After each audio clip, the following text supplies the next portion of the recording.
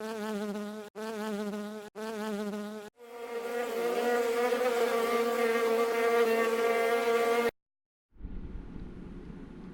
everyone, welcome to 123 Bumblebee. What we're going to do today, we are going to read A Perfect Little Piglet.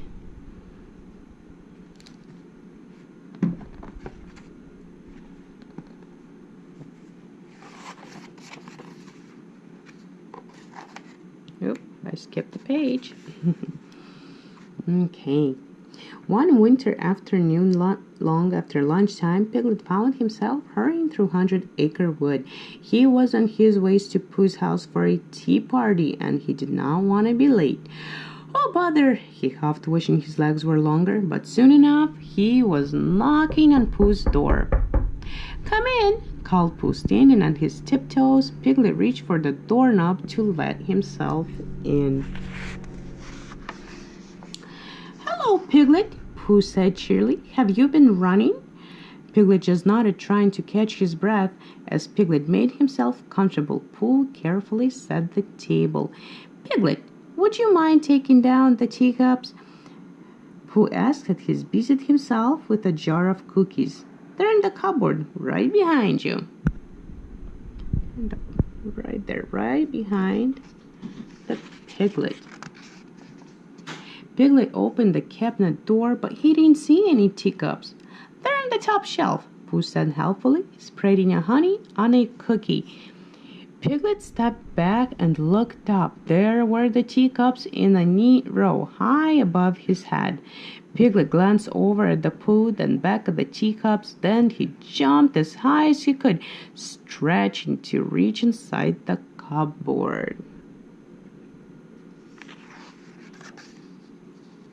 "Are you all right?" Pooh asked, for Piglet had knocked down the stool on the way down. "No, I am not, Pooh. I am too small to run fast, too small to reach teacups," Piglet said sadly. "Folks who are little, they can't do anything right." Pooh set Piglet's stool straight, then brought down the cups. "What about bees?" Pooh said thoughtfully. "Bees?" Piglet repeated. "Bees are much smaller than you are," Pooh said, "and they do something very important. They make honey." Piglet thought about this as he drank tea and ate his cookies. Pooh was right. He decided bees were important. "But I am not a bee," Piglet sighed as he walked home. "There's nothing that special about me."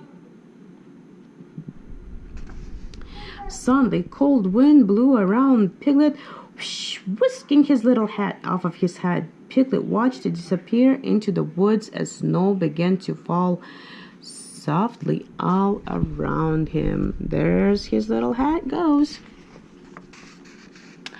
"Yahoo!" boomed Tigger's familiar voice as he bounced out of the trees holding Piglet's hat. "Is this yours, Piglet?" "Thanks, Tigger," Piglet said, taking back the hat. "I'll be needing this more than ever. Look, it's snowing."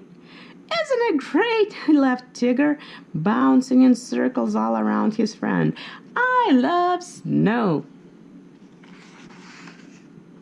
Piglet looked down at the mints. "Tigger, come look at these snowflakes," he cried. "They are beautiful." Tigger stopped bouncing long enough to take a peek. "Wow," he said. "That one looks just like a little tiny star." "Let's taste some," Tigger shouted, catching snowflakes on his tongue. Piglet opened his mouth and started to giggle. "They tickle," he squealed. "Making me feel like bouncing," Tigger said as he bounced off into the woods again.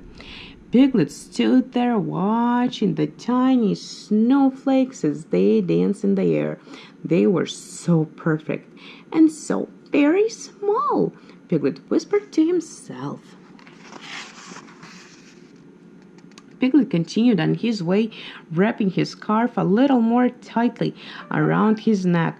Before long, he spied his friend Roo up ahead, looking at something in the snow. "Oh, Piglet, come!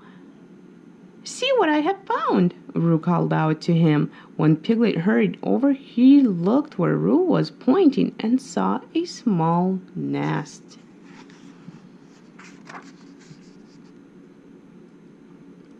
"The wind must have blown it down," said Piglet.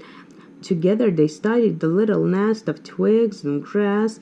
It was tiny but sturdy, with not a twig out of place. "It looks so soft and snuggly inside," Roo said, "just like Mama's pouch." "I wonder what kind of bird made it," Piglet said. "It's awfully small." "I know," said Roo. "Hummingbird. They're the smallest birds of all." Piglet carefully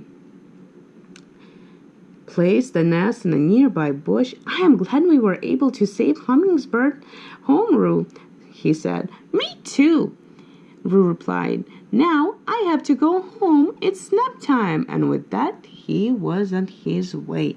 Piglet stood there before the little nest, picturing how safe and cozy and warm it must be for a hummingbird who lived in there.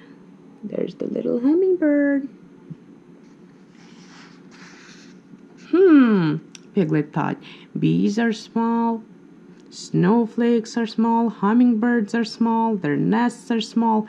Maybe being small isn't so bad after all. Of course, I still can't reach Pooh's teacups.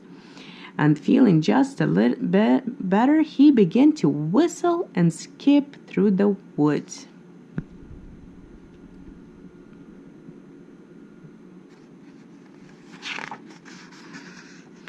Piglet might have gone on whistling and skipping if he hadn't run into Iori, who was sitting gloomy in the middle of the path. "Hello, Iori," Piglet called brightly, hoping to cheer up his friend. "Oh, it's you, Piglet," Iori sighed. "What's the matter?" Piglet asked. "You look even sadder than usual." Iori sighed again. "Oh, look," he commanded, turning slowly in a circle in front of the Piglet. It happened again. Piglet looked closely at Iori. "Your tail is missing," he guessed, hoping it was right. Iori nodded. "It blew off when the snow began to fall," he explained. Piglet thought about all the fun he had catching snowflakes on his tongues, but one look at Iori made him decide not to mention it. "It's under the bush," Iori continued, "but every time I try to get it, all the twigs and thorns catch on my ears and scratch my back. I guess this time my tail is gone forever." "Don't worry, Iori," Piglet reassured him. "I will get your tail for you." And marching up the bush, Piglet took a deep breath and crawled underneath. There was the tail all right. Piglet stretched out his hand and grabbed it, but before he crawled back out, he looked up through the bush. Twisted branches. Here and there, the sunlight glistened on tiny patches of snow, and there was the delicate cobweb hidden among leaves.